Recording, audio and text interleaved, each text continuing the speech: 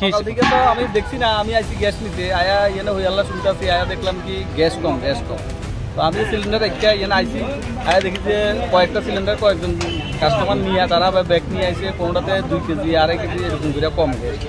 এখন মাপতে গিয়ে দেখা যাচ্ছে যে বেশিরভাগ সিলিন্ডারে গ্যাস কম। তাহলে আমরা থেকে তো তারা ন্যায্য পয়সা নেই, তারা থেকে আমরা ঠকাইতে আছে, আমরা কথাই দিয়ে আছি। নিশ্চয়ই তারা এতদিন তো আমরা মাপজোপ করছি না, নিশ্চয়ই দীর্ঘদিন ধরে তারা এইভাবে চালাই গেছে। তারা কাস্টমার ঠকায় ন্যায্য পয়সা আমরা থেকে নিতে আছে, কিন্তু কাস্টমার ঠকাইতে আছে তারা। এই ব্যাপারটা একটু কিভাবে সন্দেহটা হয়েছে আপনাদের?